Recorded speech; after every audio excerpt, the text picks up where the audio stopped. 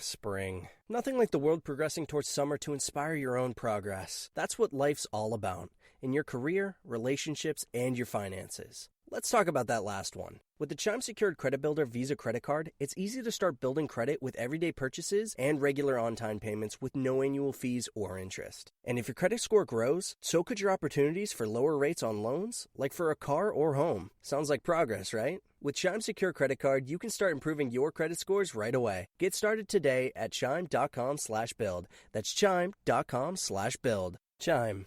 Feels like progress. The Chime Credit Builder Visa Credit Card is issued by Bancorp Bank N.A. or Stride Bank N.A. Members FDIC. Out-of-network ATM withdrawal and OTC advance fees may apply. Terms and conditions apply. Go to chime.com/disclosures for details. Criminology is a true crime podcast that may contain discussion about violent or disturbing topics. Listener discretion is advised.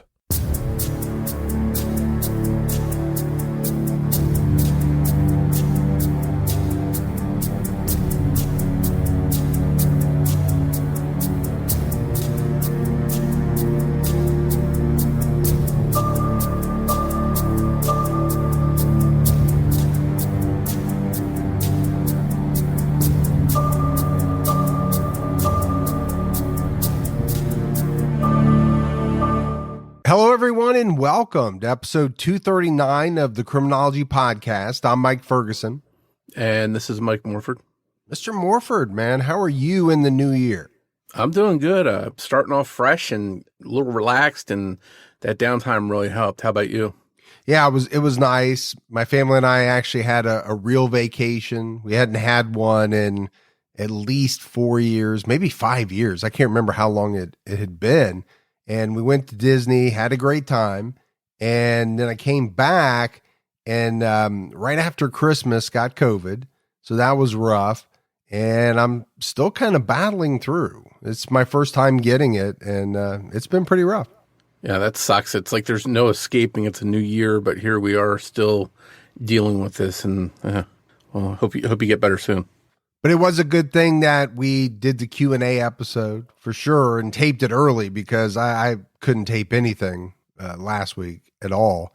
Yeah, we got a lot of great feedback. A lot of people were responding on social media and just making comments that they thought that was a fun episode and something a little different. So I think every once in a while we can switch it up like that. That's pretty cool. Yeah, it's lighter. It was the holidays. And again, hope everybody had a great holiday season. It's hard for me to really grasp the fact that we're in 2023. This does happen to me every year, but I'll say it again. It's tough when you say it out, 2023. And I'm still old school. I still write checks. So the first couple of checks I wrote were had to scratch off the 2 and put the 3 in there or void the check altogether. So I'll get it one of these days. Yeah, we'll get there. Hey, let's go ahead and give our Patreon shout outs. We had Gia Bowens, Kata White, Kristen Adams, Pamela Tubbs, Jenny L., Donna Buttram, Ashley Whitaker, and Libby Pryor. So that's a lot of great new support. We really appreciate it. Yeah, thank you so much for that support. It goes a long way to putting out the show. And for anyone else out there that would like to support the show, they can go to patreon.com/criminology. So I just got done talking about, 2023. It's upon us. We just want to remind everyone that we're only about 9 months away from CrimeCon 2023 in Orlando, Florida at the World Center Marriott. Yeah, we're definitely looking forward to seeing our old true crime friends and meeting some new ones. And if you want to go to CrimeCon, don't wait because spots fill up fast. Go to crimecon.com and register and use our promo code Criminology to save 10% on your standard badge at checkout. All right, buddy. So all that out of the way, let's jump into this episode. We mentioned it, right? It's a new year, 2023. Many of us are still winding down from, some of the year-end festivities. And I'm willing to bet that many of our listeners attended some kind of New Year's Eve party and made it home safely. Well, in this episode, we are heading to Pakenham, Victoria, Australia, to discuss a case in which a woman named Diane Griffey threw a New Year's Eve party in 2005 that began a perplexing murder mystery. Her 45-year-old husband, Michael, wound up dead, and his case remains unsolved to this day. Michael and Diane got married in 1985 and had 3 children, Natasha, Kenny, and Cassie. Around the same time, they started a very successful business together, and things were going well. But by 2005, things had changed, and the couple had been estranged for at least a year. Michael had been reportedly having multiple affairs, but he also had one steady girlfriend, Jillian, that he had been seeing for 5 years. As for Diane, she too began seeing someone else, a guy named Rodney. It's safe to say Michael and Diane tried to keep up appearances to the outside world, but they were essentially living separate lives. Just before the New Year's Eve party on the 31st, Diane and her 3 children returned from Diane's boyfriend Rodney's home in Alexandra, north of Pakenham, after a 2-day visit. Michael didn't show up for the party, and perhaps Diane thought that he was mad at her, that she had been away for 2 days at her boyfriend Rodney's house. Or maybe she thought he was spending time with his girlfriend. The pair also owned a beach house in San Remo, where Michael spent a lot of time following the separation. Whatever the case, Michael not showing up to the party wasn't a concern at first. So I think already we have a lot going on. We have a couple with 3 children, but after 20 years, they're estranged. And, like you said, Morf, they're essentially living separate lives at this point. They have other individuals in their lives that they're seeing. And so when Michael doesn't show up for this party, what is everyone to think? It would be different if they were together. He doesn't show up. That's a big deal. But when you're living separate lives, you're not communicating the way that you were before. You don't know the other person's schedule as much, and they don't show up for something. Do you automatically go to, well, something is really wrong? And my thought is no. So we have this couple that's technically living together under the same roof, but they're essentially, as we mentioned, living separate lives. What we don't know here is what conversation went on between them. Did Michael specifically say to Diane, okay, I will be at the party at such and such time? We don't know that. And that leads a little bit to, part of the mystery. Was he specifically supposed to show up for this party? The only thing we know for sure is that he didn't. And so that may play a factor as well in there not being maybe the level of concern that many people thought there should have been in the beginning, basically coming down to whether or not he was scheduled to be at the party or not. And we don't know that. What we do know is that the party started without a hitch. At one point during the night, Rodney's son, Shannon, who was dating 16-year-old Cassie, started to walk into the garage. But Cassie stopped him and quickly hurried him back inside to ring in the new year with about a dozen of their friends. Before he closed the door, Shannon saw Michael's car in the garage, but didn't think anything of it at the time. The party ended and everyone left or went to sleep. By New Year's Day, Michael's girlfriend Jillian was very worried. She had been trying to get a hold of Michael for 4 days and hadn't heard from him. On January 2nd, 2006, Jillian reported Michael Griffey missing. She told police that since December 29th, she hadn't heard from Michael and that he hadn't shown up for their New Year's plans together. Michael's sister, Katrina, was also worried about her brother after he didn't return her call after Christmas. At around 10 p.m. on the 2nd, not long after Michael was reported missing, Diane and Cassie made a gruesome discovery in their garage. They found Michael's body. It would later be determined that he had been lying there dead for 4 days, while partiers ushered in the new year just feet away. So we just talked about how the family wasn't concerned at first because it's a little bit of a gray area as to what Michael had said as whether he was going to attend the party or not. It doesn't seem like there's any doubt that Jillian was very worried right away because they definitely had plans and he didn't show up. And in fact, she hadn't heard from him for 4 days. Yeah, and that's got to be pretty alarming. And it was alarming enough that she didn't waste any time going to the police to report him missing. And then you have this discovery by Michael's wife, daughter. They find his body in the garage. And then it later comes out that he'd been there for 4 days, all through the party. People drinking, celebrating. Some people were probably in that garage at some point. We know Shannon was for sure. It's a very eerie thought to think about, having been at that party, had a good time, went home, and then later on found out that the entire time you were there was a dead body in the garage.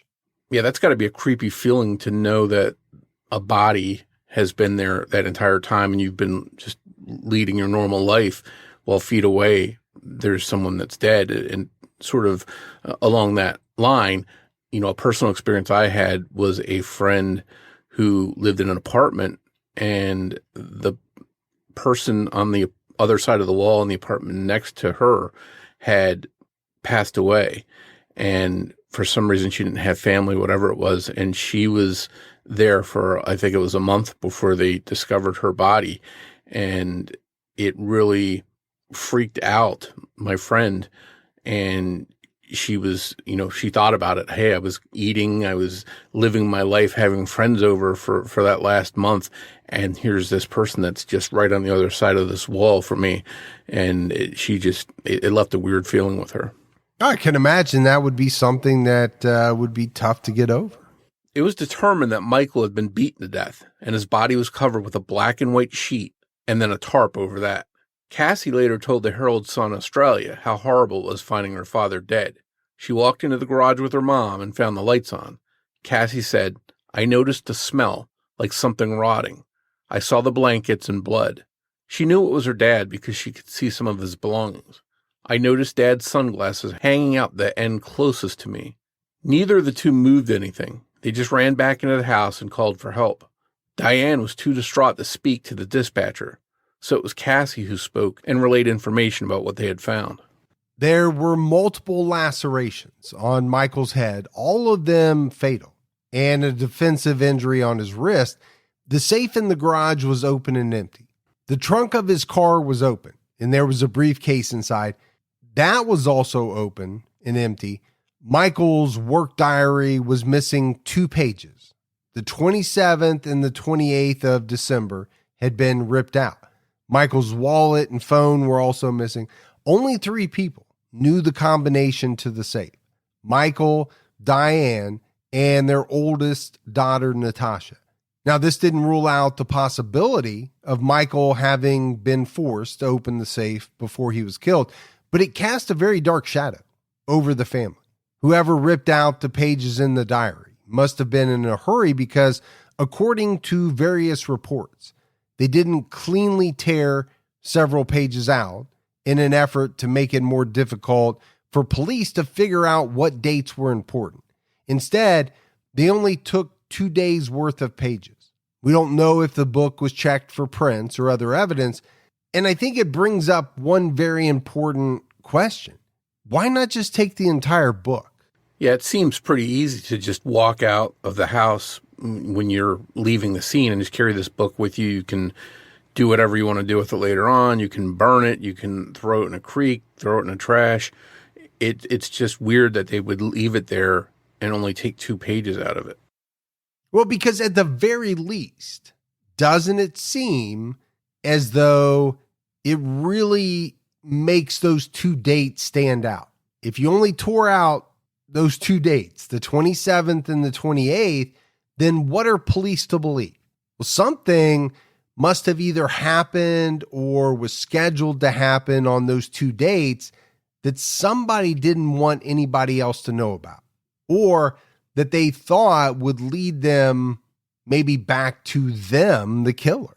And I think some people that are suspicious of the family might say that those 2 pages being torn out was an attempt to make it look like someone from the outside had come in, when in reality it was an inside job.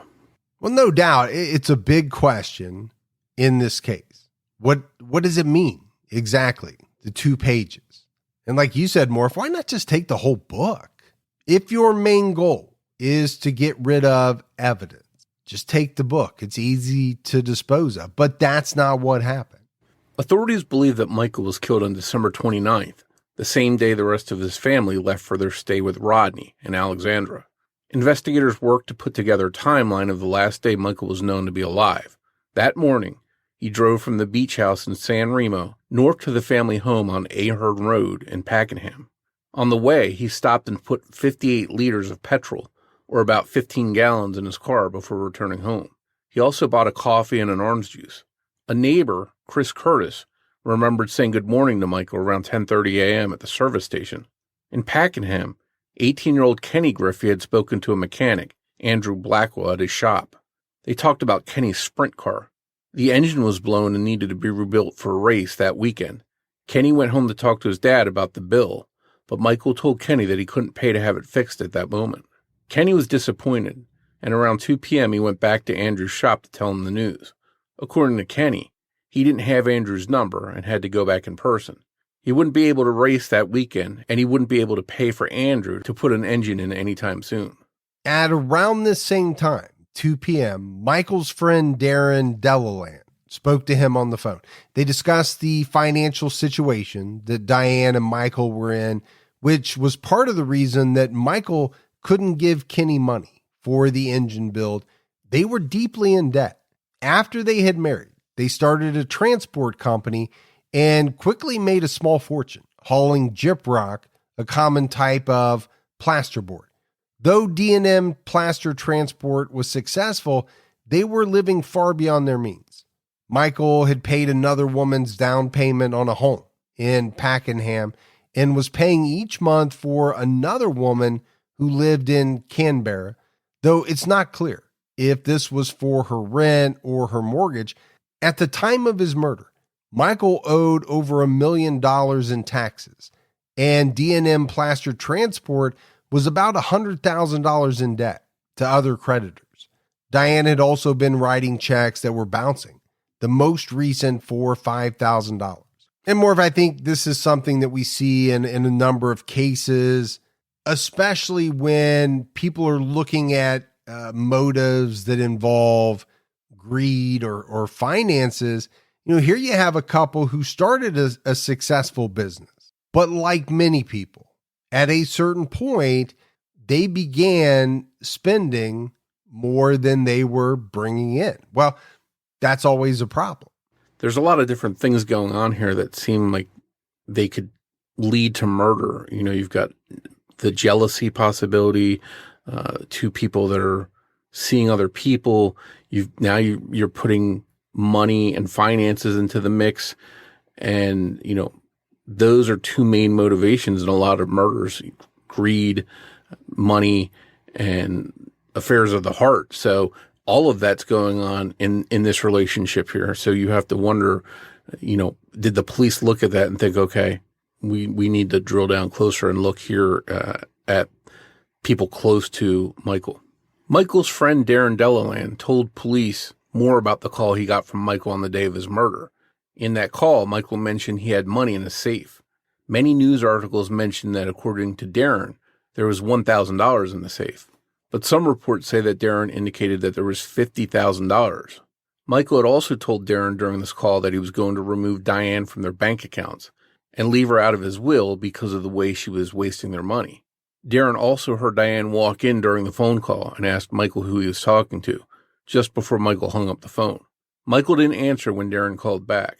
Earlier that month, before Michael was murdered, he told his friend Darren that Diane was bipolar and had attacked him. At around 3 p.m. on the day of the murder, on his way back to the house after telling Andrew that the race was off, Kenny claims that he saw his dad's car back out of the driveway.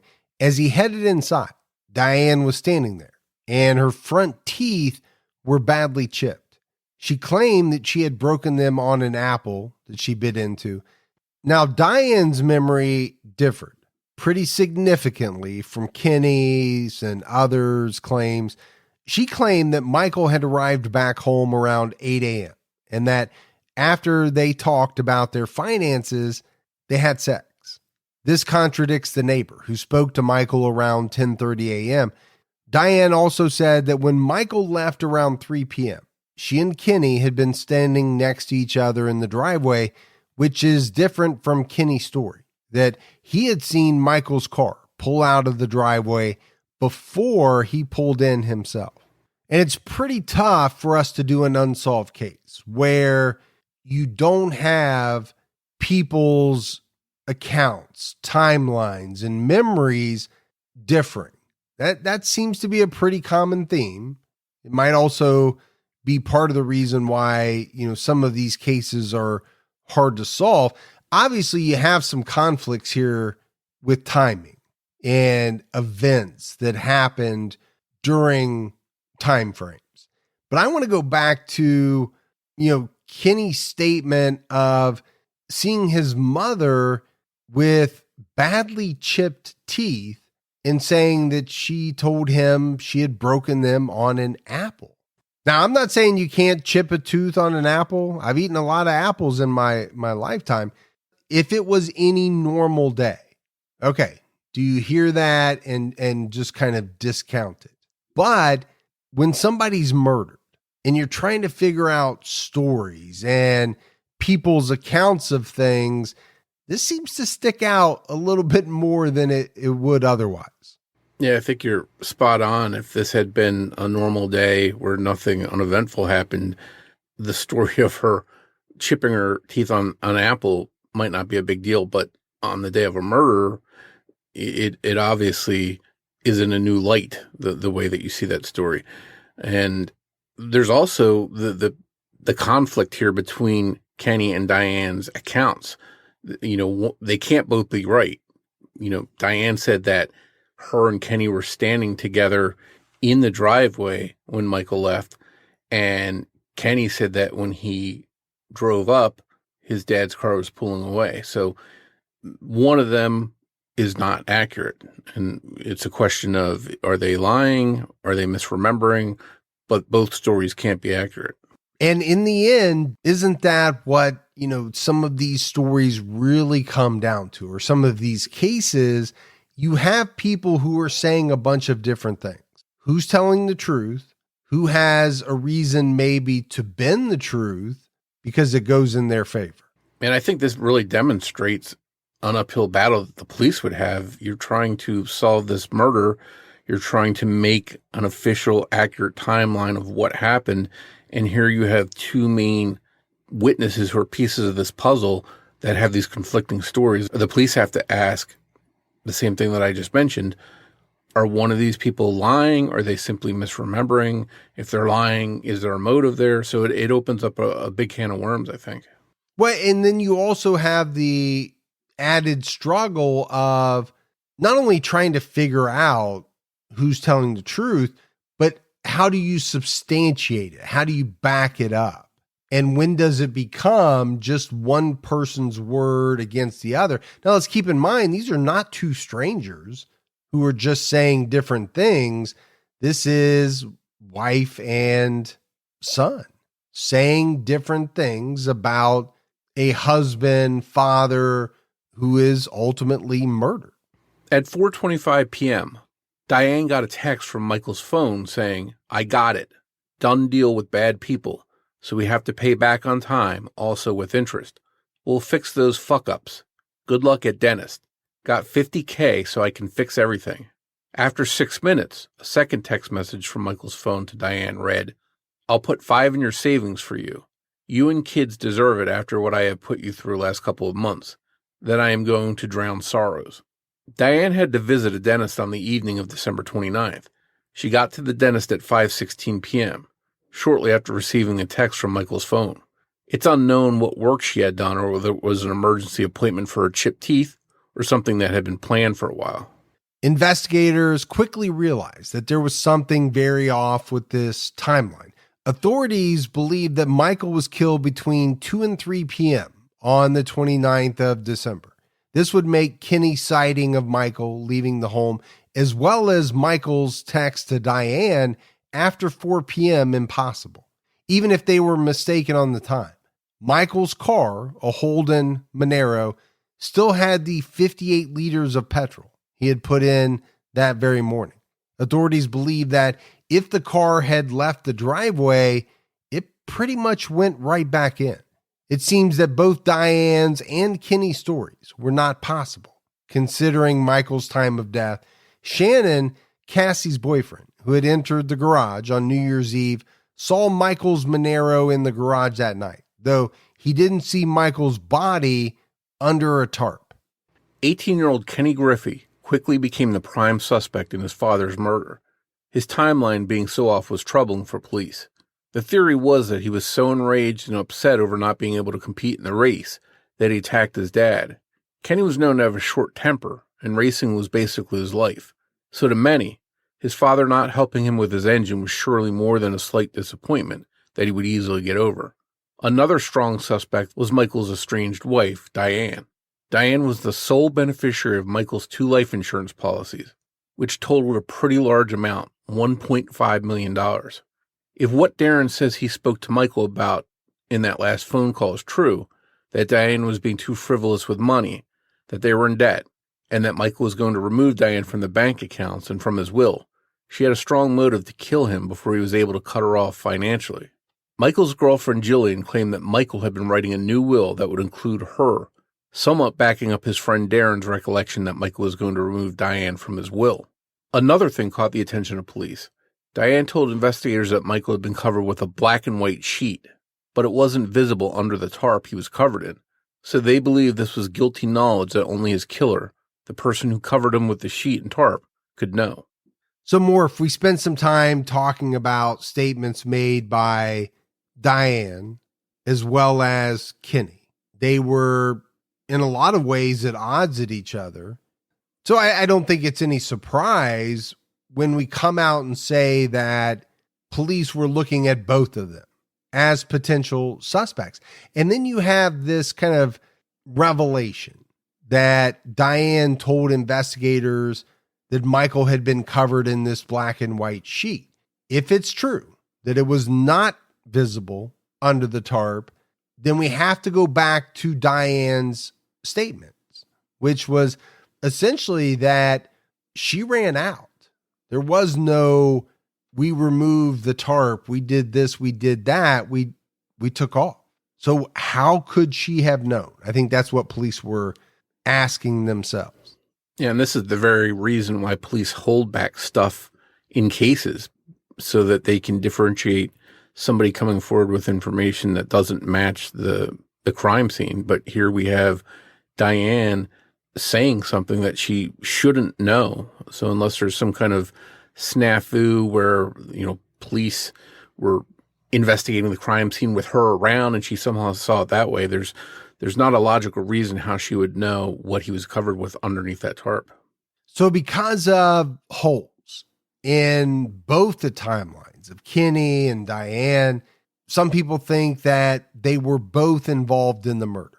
Andrew Blackwell doesn't remember Kenny ever coming back to his shop and telling him that he wouldn't be able to pay for the engine build, but he did recall Diane calling him the next morning and telling him that they wouldn't be racing that weekend.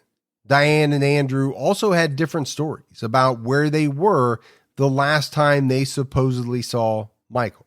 In February 2006, Diane and Kenny were both arrested. After an overnight interrogation, Kenny was released.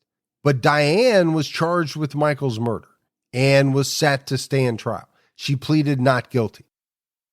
In July 2007, the case took a bizarre turn. 17-year-old Cassandra Griffey confessed to killing her father during Diane's preliminary hearing. After Cassie's confession, the charges against Diane were dropped, even though investigators didn't believe that the information Cassie gave them lined up with what really happened, and Cassie herself wasn't charged. Prosecutors didn't believe they had a strong enough case against any of the Griffeys to proceed with a jury trial.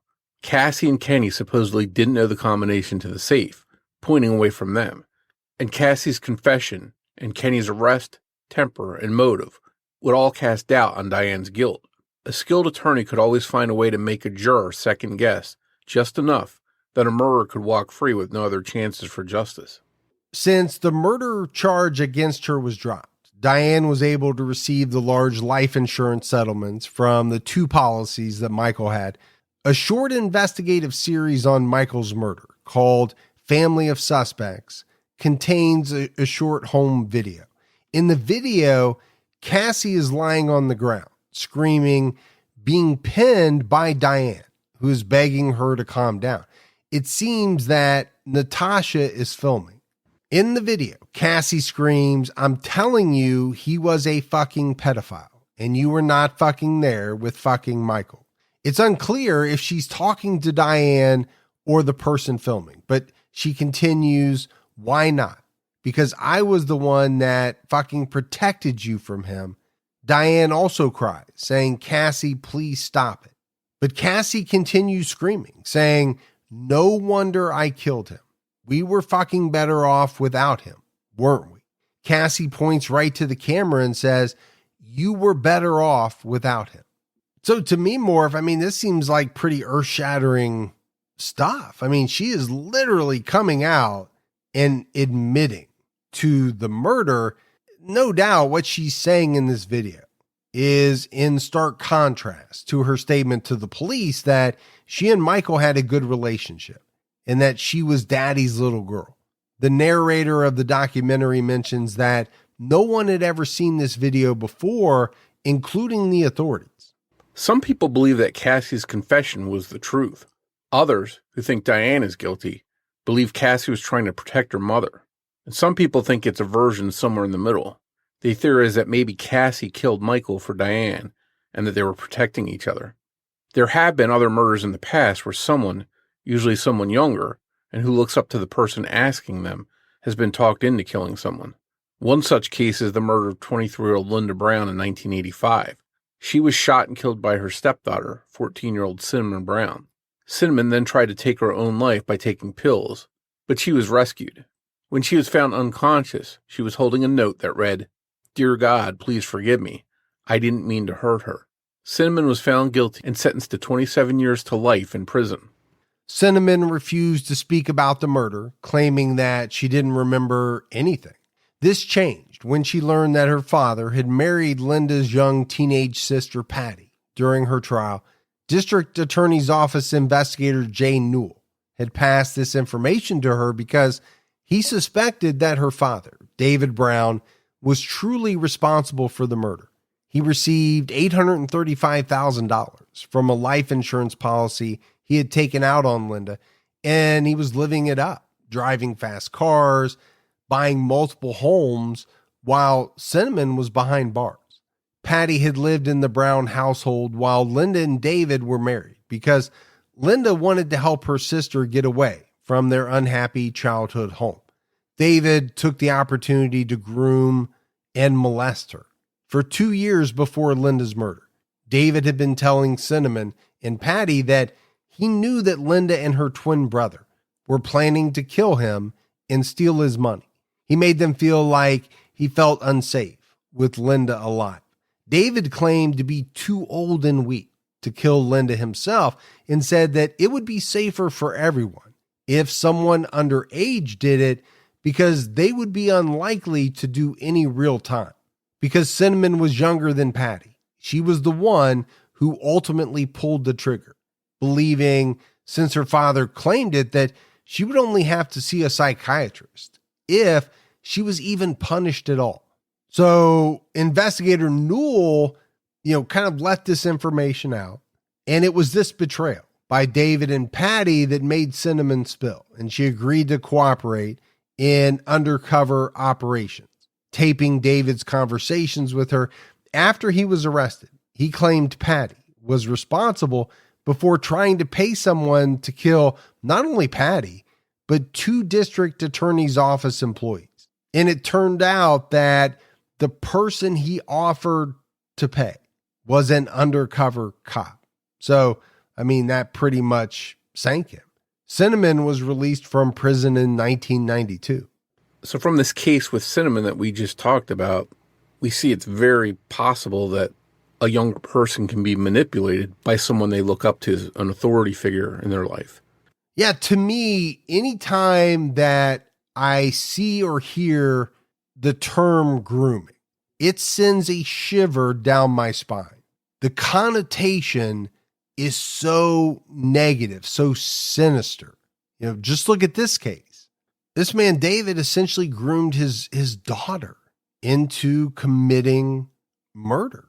It's unthinkable to me to use your daughter to do your dastardly deeds in order to get $835,000 worth of life insurance, get out of a marriage, essentially anything like that.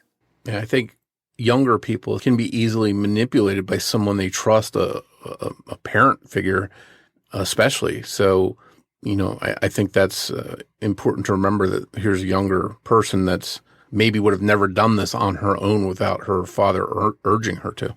And that sort of dovetails back into our case, because in this video documentary, Cassie did say she was protecting someone. It didn't have to be a premeditated murder for Michael to end up dead, though. If Michael had told Diane that he was cutting her off and she was furious, and it led to a physical fight and one of their screaming matches that Kenny described seeing, Cassie could have come into the garage and grabbed something nearby to defend Diane, or even defend Michael. Someone or something broke Diane's teeth. She claims it was from biting into an apple, but could it have been from some kind of altercation with Michael? Something that's notable here is that when she's being pinned down by Diane in the video and could scream right into Diane's face, Cassie points at the camera instead and tells the person filming that she protected them. If this was Natasha that was filming, the only other person who definitely knew the combination to the safe, it makes it harder to say that Cassie's lying to protect Diane. This documentary or investigative series managed to track down everyone involved. Diane, Cassie, and Rodney, though they wouldn't talk. Kenny and his engine builder, Andrew Blackwell, everyone. But it didn't seem like they tried to reach out to Natasha.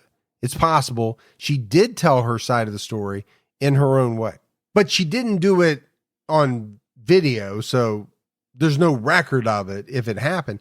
She's the only one who didn't give an official account of the time. The only one who doesn't have a story that we can really sift through, examine. If Diane or Diane and Cassie together had tried to frame Natasha because she was the last one left who knew the combination to the safe, it wouldn't surprise a lot of people, I don't think, if she was quietly bitter toward her family and cooperative with attempts to investigate her father's murder. Kenny never seemed to indicate her at all in any of his suspicions during his interview with 7 News. With everything we've talked about, it's understandable that in the family home, where no suspect's DNA would necessarily be suspicious, and no murder weapon was found to test further, that prosecutors wouldn't be confident in bringing a case to a jury. Even very damning statements by others who would be key witnesses muddy the waters a bit. Michael's girlfriend, Jillian, recalled a time when the entire family, including his children, actually physically assaulted Michael at a family barbecue. In the docuseries, it seemed like Jillian wanted to specify which members of the family, but the host had a habit of sort of filling in information and letting the person he was talking to say yes, instead of letting them describe things in their own words. One thing that definitely stands out at the crime scene is that the safe was left open. Both Diane and Natasha knew the combination to the safe. If either of them played a role in the murder, leaving the safe open could be an attempt to make it look like Michael was robbed. Also troubling at the crime scene were the missing pages from Michael's planner. We mentioned it, right? It was only missing a couple of dates. What was on those missing pages? And what might have been written down that could have possibly implicated someone? And then there's this confession from Cassie. But even if you kind of set Cassie's confession aside, or maybe, you think she confessed to save her innocent mother who was about to go to trial, there is room to argue for a suspect outside of the family. Just enough room possibly to create reasonable doubt. Michael was a millionaire. Large houses like he lived in are often targets because people know that good things and often large amounts of money will be inside. Some people wonder if all these inaccuracies and things going on with the family statements are sort of red herrings and that the killer is perhaps somebody from outside the home. Maybe that they chose that home to target, to rob, and this was just a robbery gone wrong. And all the stuff we've talked about up to this point is not connected to the case at all.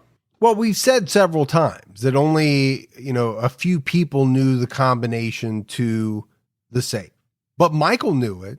So is it possible that an outsider, a stranger, could have forced him to give that combination up? Sure it is. I mean, to me, this is just it's very muddy. There's a lot of things going on. There's a lot of conflicting information. We mentioned the term reasonable doubt. Is that why this case remains unsolved? Maybe we'll talk about it more in the wrap-up. Michael's sister Katrina saw him about a month before his murder, and she remembers her visit was odd. Michael gave her a necklace and told her that he loved her and started to cry. This could be taken as a sign that he was afraid and knew that he might be killed, maybe because people were threatening him or his family. And I think we all know that sometimes wealthy people can be indebted to dangerous people. And it's not unheard of for a business deal to go south or for people to come collecting. If the text from Michael to his wife about getting some money from dangerous people was really from him, perhaps it backs this possibility up. But then we go back to the problem. This text came from Michael's phone after police believe he was killed. The problem with this case is that there's a lot of possibilities, but no clear path to finding answers. You have an estranged couple fighting over finances. They're dating other people. There's a son who may have been quite upset or angry with his father on the day of the murder. And you have a daughter that confessed to killing him. One possible theory that some people point to is that somehow Michael Griffey orchestrated his own murder. We mentioned there was a lot going on in his life. He had financial issues. He cried when giving his sister the necklace. Some life insurance policies have a clause that will nullify the agreement in the event that someone takes their life to prevent people from getting large policies solely because they know their families will be paid. Could Michael have wanted to help his family financially? In this case, it makes sense to look for a hired hitman in order to cover up the fact that someone planned to take their own life. The issue with this theory is that there was no indication that Michael was suicidal or depressed to the point where he would want to harm himself or have someone else do it for him. In Michael's case, though, the most logical theory people settle on is that the killer was someone close to Michael. Despite being in debt and possibly being a good target for robbery with a large windfall, multiple members of the family have stories that are impossible and clash with the known timeline. Despite Cassie's confession and Diane's motive, Kenny's story is also not possible. He couldn't have seen Michael pull out of the driveway on the 29th, whether he was standing next to Diane or not, because according to police, Michael was dead by 3 p.m. Diane received text from Michael's phone that couldn't have been from him if he was dead. So if Michael didn't send the text, who did? And on top of that, Morf, my thought is, what was the true reasons behind them? Was it to throw off the timeline? Was it to throw off the investigation? And I definitely think you could make that case. Because we're going off of what is on the official record so far, which is that Michael died between 2 and 3 p.m. Now, what we haven't mentioned is one theory, which is that Diane took the children to Rodney's house while someone else killed Michael, which is why they were gone from the 29th to the 31st. Many people have theorized that scenario could have provided Diane with the perfect alibi. The New Year's Eve party could have raised suspicion if canceled, so they just had to keep everyone out of the garage. Once Diane received the life insurance settlement, she could split it with whoever had helped her. But again, there's nothing solid that leads down this path either. As far as updates in this case, as of 2020, Cassie and Diane were still living together. Diane wound up marrying Rodney. In the documentary, Kenny claimed he had a few good memories of his time with Cassie and believed that Diane was absolutely capable of killing his father. He also recalled a new detail that he remembered. It was a hammer missing from the garage after the murder. Unfortunately, there's not a lot of information out there about this case. It never went to trial and is still technically ongoing. If you have any information about the murder of Michael Griffey, you can call Crime Stoppers at 1-800-333-000. You can also report information at crimestoppersvic.com.au. So as we wrap up this episode, To me, this is a fascinating case. Obviously, at the heart of it, you have a man who lost his life. And the goal for police is to try to figure out, number one, who did it, who's responsible, whether it's one person, multiple people, those individuals are part of the family, outside of the family. But then, also secondarily, what was the motive? Was it purely money, greed? Or was it because someone was upset with Michael Griffey?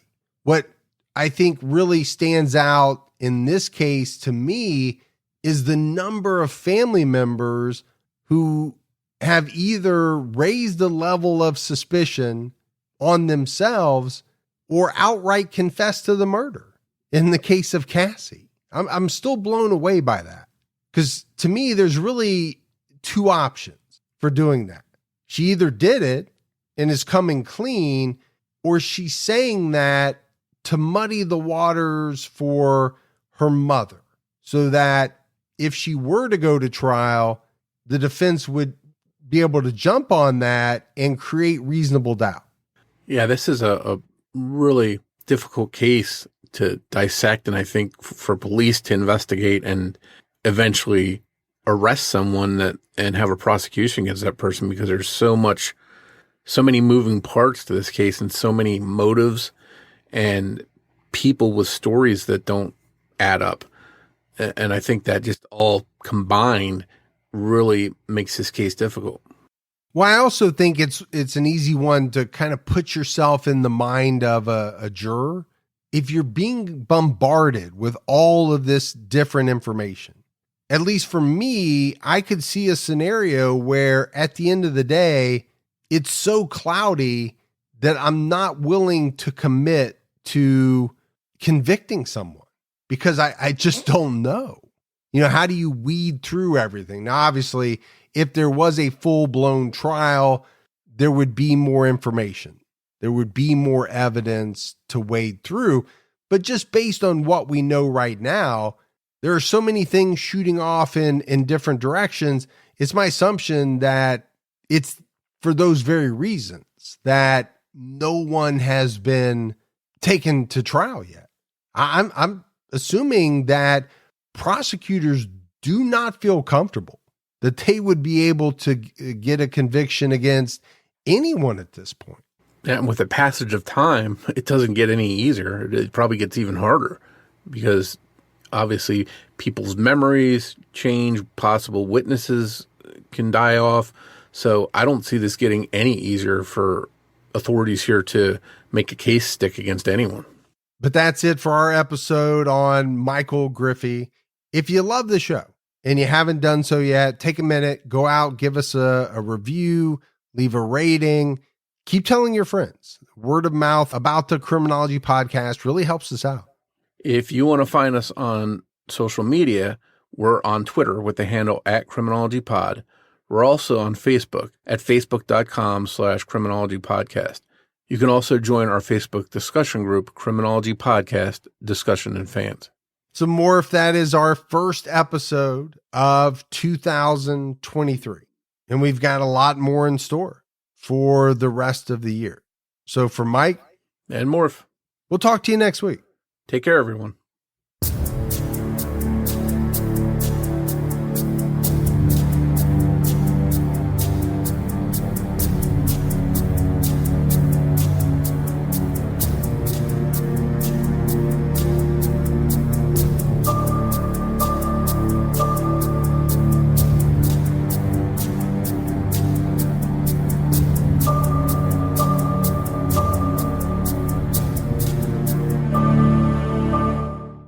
If you want to feel more connected to humanity and a little less alone, listen to Beautiful Anonymous. Each week, I take a phone call from one random anonymous human being. There's over 400 episodes in our back catalog. You get to feel connected to all these different people all over the world. Recent episodes include one where a lady survived a murder attempt by her own son. But then the week before that, we just talked about Star Trek. It can be anything. It's unpredictable. It's raw. It's real. Get Beautiful Anonymous wherever you listen to podcasts.